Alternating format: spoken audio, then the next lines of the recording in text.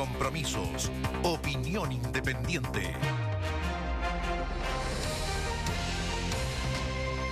Después de tantos tropiezos y errores también, el Ejecutivo se ha notado un gran triunfo en el día de hoy.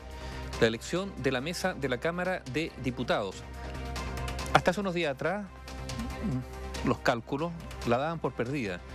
Y finalmente ha logrado convencer a algunos parlamentarios y la Cámara de Diputados va a ser presidida por una mesa del oficialismo. Ahora, no cualquiera, un comunista. No, Carol Cariola, la presidenta, Gaspar Rivas, vicepresidente y quien ocupó la jefatura de bancada de la democracia cristiana, Erika Aedo. Ahora, digamos una cosa. Bueno, hay varias cosas que decir. Lo primero, el triunfo por un solo voto, lo que habla de una división gigantesca, o mejor dicho, muy marcada entre oposición y gobierno, más allá de los parlamentarios que pasan de un lado a otro por casos particulares, pero esto dificulta a quien sea, ya sea la oposición o el oficialismo que quieran llevar adelante proyectos. Bueno, la dificultad está ahí, lo marcan las cifras, para construir mayoría sólida. Y esto, más allá del triunfo hoy día del oficialismo, genera un problema de gobernabilidad, evidentemente, la constitución de mayoría. Lo segundo, hay un grupo de parlamentarios, de diputados en particular, que están ahí y que en algún momento votan para un lado o para el otro. Y que por lo tanto son verdaderas... A ver, no sé si la palabra son divos, digamos, porque claro, tienen sus convicciones, pero están disponibles, con algunas explicaciones de algunos de ellos bien cuestionables. Yo me voy a referir a uno solo, a Francisco Pulgar. Hoy día dijo que su voto pasaba por un tema estratégico, dijo. Esa fue la expresión que usó. Estratégico. Que uno pensará, ¿habrá algún proyecto legislativo estratégico para el país relevante donde él va a definir ahí su votación? ¿Habrá alguna cuestión sensible en materia, no sé? No, lo estratégico es el que quiere ser senador y por lo tanto la decisión pasaba por cuál de las dos listas que concurrían o que se iban a conformar le garantizaban un camino más expedito, más despejado para ser candidato a senador. Ese es el concepto estratégico que usó Francisco Pulgar, usó ese término y ese fue el argumento que dio su intención de ser candidato a senador para definir su voto para acá o para allá. Puede ser un ejemplo extremo, pero también hemos visto, y lo dicen desde el oficialismo como desde la propia oposición, claro, que a veces la constitución de mayorías pasa por acuerdos de este tipo. ¿Ah? No digo que antes no ocurriera. Que hoy estaba pensando día, porque estaba pensando en los Bianchi también. Sí, no, pero hoy día en una situación de tanta paridad, esos votos te hacen ganar o perder. Y lo que mencionábamos también al inicio o antes de esta edición, Néstor, el rol de Álvaro Elizalde. Porque se había criticado mucho que el ministro Elizalde era un personaje, si no ausente, que no participaba en la construcción de mayorías para las votaciones en el Congreso.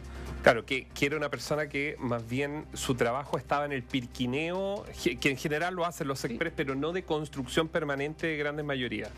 Que eso, el trabajo, para que los auditores tengan claro, el trabajo del ministro secretario general de la presidencia, uno de los principales, es justamente la relación política con el legislativo para conseguir mayoría, para aprobar los proyectos. Efectivamente. Ahora, esto instala a Álvaro Elizalde o reinstala a Álvaro Elizalde, digamos, una posición relevante, en el gabinete a lo menos. Sobre todo por las críticas que había ido cosechando muy soterradamente en todo caso.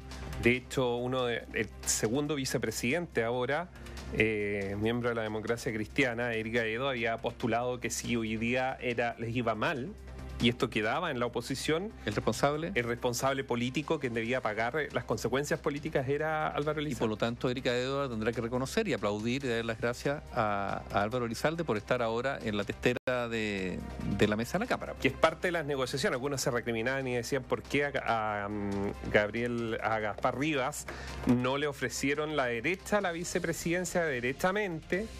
Gaspar Rivas, que originalmente fue militante de Renovación Nacional, claro, y después pasó al Partido de la Gente. Claro, y hoy día vemos a Rivas en medio de... Bueno, pero así es la política, así lo ha sido siempre, hoy día quizás es más transparente en ese sentido. Ahora, ¿qué rol puede jugar ahora en adelante Álvaro Elizalde? después de eso? Eso es muy interesante porque en un oficialismo... Eres un factotum del PS. Sí, que se convirtió. Porque recuerden ustedes que el 2015 Álvaro Elizalde vivió, como dijo en algún minuto, no en el mismo contexto, pero para usar el mismo titular, su travesía por el desierto que duró aproximadamente 2 años y se volvió a armar, y me estoy refiriendo cuando Michelle Bachelet lo saca del gabinete como vocero el 11 de mayo del 2015 y sale en medio del escándalo de corrupción sin haber tenido una relación. De hecho, recuerdo porque escribimos de ello, él sobrevivió la campaña de Michelle Bachelet del 2013 con sus propios AP que los había retirado y con esa plata había, mientras que el resto quedó demostrado que hasta la mejor amiga de la presidenta facturaron o le presentaron boletas por supuestos estudios para obtener recursos. Vendían estudios, era como un centro de venta de estudios de cosas varias y ahí estaban todos metidos en los que trabajaban en la pre-campaña y campaña de Michelle Bachelet. Sin embargo, Álvaro Elizalde no. Y por eso es que algunos dicen que cuando luego llega a la presidencia del Partido Socialista y se transforma después en senador, se dio el lujo de mirar con cierta distancia a Ricardo Lagos, que es algo que dentro del PS los más laguistas nunca le van a perdonar, que fue cuando Ricardo Lagos manifestó su intención de ser carta presidencial y el PS la desecha en un encuentro que hubo en el estadio del Banco Estado, lo recuerdo como fuera ayer, que salieron y lo dicen sin comunicárselo a Ricardo Lagos. Y sin comunicárselo, claro, a Ricardo Lagos. Públicamente. Claro, se enteró por la prensa, básicamente. Bueno, pero volviendo a la figura, es una figura que se ha ido rearmando, que tiene tropiezos, pero también avanza. Yo lo digo porque vienen las elecciones presidenciales y el oficialismo está barajando nombres. Perfectamente Álvaro Elizalde se puede transformar tener un liderazgo dentro de, para poder tener alguna opción presidencial, ¿por qué no? Siempre que no decida ir candidato al Senado. Porque eso lo va a tener que ver en octubre de este año para en noviembre ya estar fuera del gobierno. Ya, pero a ver, raya para la suma, triunfo del oficialismo, un triunfo importante para el gobierno, muy importante, un triunfo muy importante para el Partido Comunista también. Ahora, la pregunta es, ¿cómo va a trabajar esta mesa?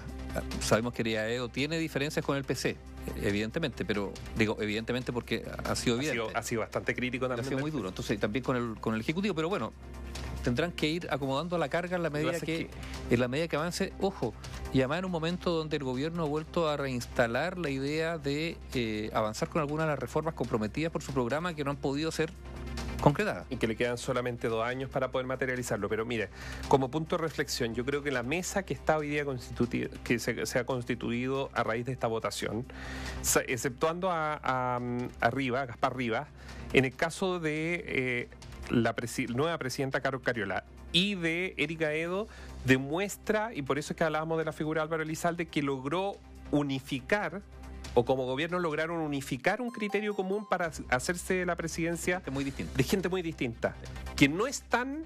Y de hecho hasta Carol Cariola, si bien ha sido muy leal con el gobierno, también ha tenido en más de algún episodio alguna que otra advertencia, digámoslo así, sobre cosas que no le parecen respecto a políticas públicas o de agenda del gobierno. Entonces esto demuestra que un gobierno debilitado políticamente, que no tiene grandes mayorías y que hoy, gracias a estas gestiones, logró tener un suspiro, y vamos a ver cuánto le dura, sobre todo en la constitución de las comisiones, que es muy importante para los proyectos más emblemáticos que tienen, ya que en el Senado tiene cuesta arriba, todo el escenario es muy distinto obviamente a lo que ha pasado en la Cámara de Diputados.